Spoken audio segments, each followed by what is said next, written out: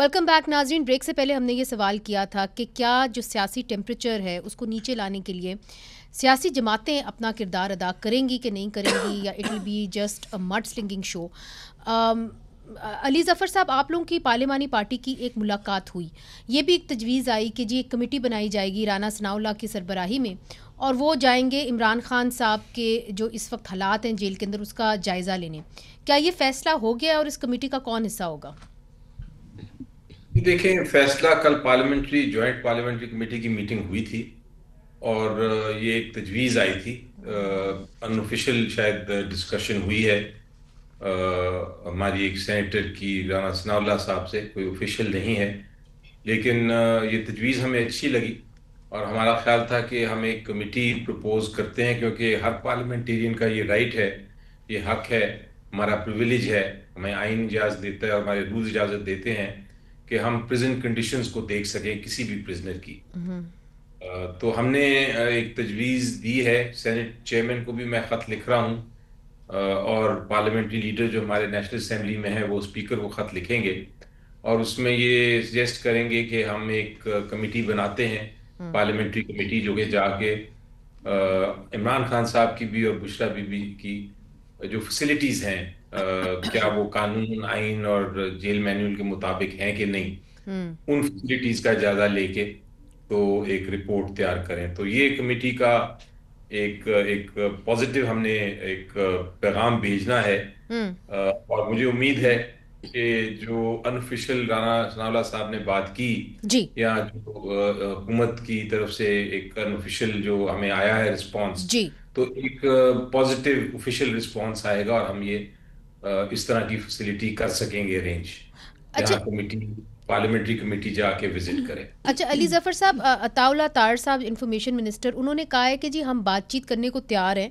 مگر وہ بات چیت پارلیمنٹ کے اندر ہوگی اور وہ عمران خان صاحب کے بغیر ہوگی.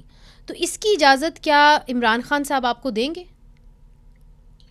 جی، ملاقات ہوگی تو پتہ چلے گا کہ وہ اجازت ملتی ہے کہ نہیں. پہلے ایک بار تو انہوں نے اجازت دی تھی، اور لیکن اس کا کوئی خاص آگے مزید نہیں بن سکی بات.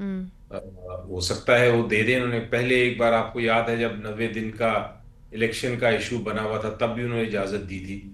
تو وہ اوپن ہے اس بات کے لیے، لیکن اگر دوسری طرف سے کوئی ایسا ماحول کریٹ کیا ہو، میں سمجھتا ہوں ذاتی طور پہ کہ ہمیشہ ایک حل چیز کا آپ کی بات چیت سے، گفتگو سے ہوتا ہے. آپ ضروری نہیں کہ ون ون ہو. ایک طرف آپ کو کئی بار مڈل گراؤنڈ پہ بھی آنا پڑتا ہے، اور آگے سیاست تو یہی ہے، سیاست کا کام، پارلیمنٹیرین کا کام بھی یہ ہے. لیکن اس وقت ماحول مجھے نہیں نظر آتا. ماحول کریٹ کرنا حکومت کا کام ہے، جن کے پاس طاقت ہے ان کا کام ہے. وہ ماحول نہیں کریٹ کیے جا رہے، ایک طرف ظلم کیے جا رہے ہیں، سولٹری کنفائنمنٹ میں رکھا ہوا ہے، کیس پہ کیس بنائے جا رہے ہیں. تو اس قسم کے ماحول میں بات چیت کا آفر بھی ایک مذاق لگتا ہے. اس لیے میں سمجھتا ہوں کہ ماحول کریٹ ہوگا تو پھر اوپن بات چیت کے لیے ہم بات کر سکتے ہیں، آپ صاحب سے جا کے مل سکتے ہیں اور ان سے انسٹرکشنز لے سکتے ہیں. ٹھیک. ڈاکٹر صاحبہ، جو علی ظفر صاحب بات کر رہے ہیں وہ یہ کہہ رہے ہیں کہ جی آپ کو مڈل گراؤنڈ تو کہیں نہ کہیں کریٹ کرنا ہوگا. اب جو سالٹری کنفائنمنٹ کا وہ ذکر کر رہے ہیں، تو آپ کی حکومت نے، بلکہ پاکستان کی حکومت نے 1992 میں یہی پرزنرز کے جو ٹریٹمنٹ کے حوالے سے وہ اڈاپٹ کیے ہیں، اس کے اندر انہوں نے یہ کہا ہے کہ ہم یہ ایشور کریں گے کہ سالٹری کنفائنمنٹ کسی بھی پرزنر کے لیے کم از کم دی جائے. اس وقت بشرا بی بی بھی سالٹری کنفائنمنٹ میں ہیں بقول ان کے، اور عمران خان صاحب بھی سالٹری کنفائنمنٹ میں ہیں. تو اگر آپ نے کوئی مڈل گراؤنڈ نکالنا ہے تو آپ کو کہیں نہ کہیں ریلیف تو دینی ہوگی. جو آپ لوگوں نے خود کانوننٹ سائن کیے ہوئے ہیں اور وہ امبریلا ہیں، لاز ہیں، آپ کو ان کے تحت تو جانا پڑے گا. تو where are you ready to give the middle ground? دیکھیے، لیٹس ناٹ بلر فیکٹس. بات یہ ہے کہ اس وقت یہ بڑی کنوینئنٹلی کہہ رہے ہیں کہ ماحول پیدا کریں اور حکومت کے پاس طاقت ہوتی ہے اور یہ وہ، اور اپنی ساری ہسٹری کو you can't just wipe it out.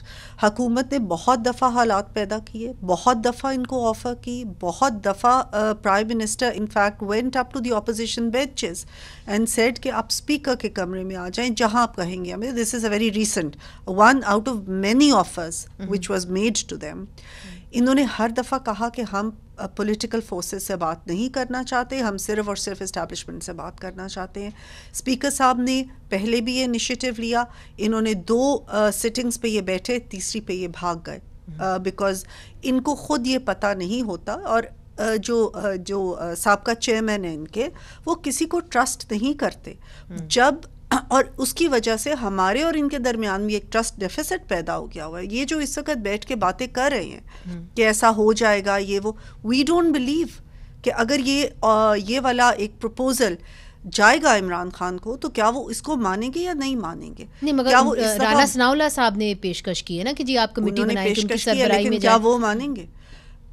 وہ بیٹھنا مانیں گے؟ کیا وہ بات چیت مانیں گے؟ نہیں. But what I am seeing اس کے پیشکش بارہا دفعہ ہو چکی ہے, اور پچھلا جو 1.5 سال ہے ان کی کتنی میٹنگز ہوئی ہیں, لائرز کی, پولیٹیکل لوگوں کی, فیملی کی. ہر میٹنگ کا کیا نتیجہ نکلتا تھا؟ ایک انتشار, ایک دھلا بولنا, وفاق کے اوپر حملہ کرنا. ان کے جو پچھلے سی ایم تھے وہ کس قسم کی باتیں کرتے تھے.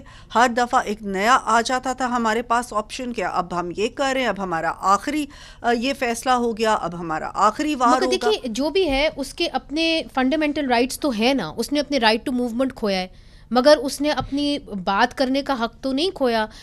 اس کو آپ سولیٹری کنفائنمنٹ میں کون سے قانون کے تحت ڈال رہے ہیں, آپ کون سے قانون کے تحت اس کی فیملی سے اسے ملنے نہیں دے رہے؟ یہ تو سوال آپ سے ہر کوئی پوچھے گا نا. کوئی عام قیدی بھی کل کو وہ کسی کے خلاف بیان دے دے تو آپ اس کی ملاقاتیں بند کر دیں گے. تو یہی سیکنڈ میرا پوائنٹ ہے کہ یہ جو بات ہے کہ سولیٹری کنفائنمنٹ ہے, یہ بالکل ایسی بات نہیں ہے. ان کے ساتھ ان کے لوگ ہوتے ہیں جو آ کے ان کا کام وغیرہ کرتے ہیں, ان کے صرف ملاقاتیں جو ہیں, ہاں سہولت کار ہوتے ہیں, سب کے ساتھ دیر از نو سولیٹری کنفائنمنٹ جس کو کہ اس طریقے سے پیش کیا جائے کہ پتہ نہیں ان کی کسی سے بات ہی نہیں ہوئی یا ہی از بین اس طرح سے. یہ بالکل غلط بات ہے. ان کی سہولیات بھی بہت زیادہ ہے وہاں پہ, 6 بیرک رومز ہیں ان کے پاس. فیملی سے تو نہیں ملنے دیا جا رہا, جس طرح آج نہیں فیملی سے ملنے دیا جائے, ابھی بھی وہ دھرنا کر رہے ہیں ڈیالہ جیل کے باہر. پچھلی دفعہ جب ان کی بہن کو ملنے دیا گیا تو اس کا پھر نتیجہ وہی سخت ٹویٹ آئی.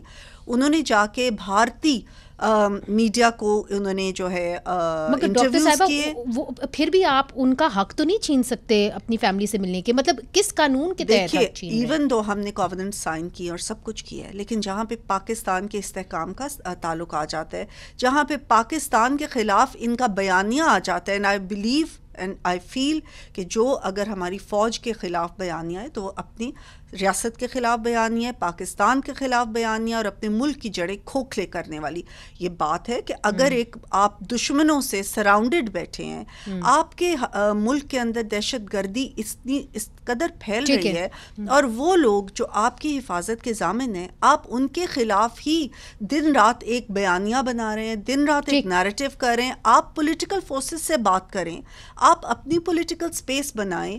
انہوں نے خود اپنے آپ کو ایک بند گلی میں دھکیل دیا. اچھا, مگر جب آپ نے بند گلی کی بات کی تو میرا خیال ہے یہ بند گلی اور مزید تنگ ہونے جا رہی ہے, چونکہ اب یہ بھی خبریں آ رہی ہیں. آج پاکستان پیپلز پارٹی کے جو خیبر پختونخوا کے گورنر ہیں, انہوں نے پھر کہا کہ جی گورنر راج لگ سکتا ہے. پھر ہم نے دیکھا کہ عظمہ بخاری صاحبہ جو پنجاب کی اسپوکس پرسن ہے, انہوں نے بھی کہا کہ ہم نہیں چاہتے کہ گورنر راج لگا جائے, ہم نہیں چاہتے کہ پی ٹی آئی کے اوپر پابندی لگائی جائے, مگر ہمیں اس طرف دھکیلا جا رہا ہے.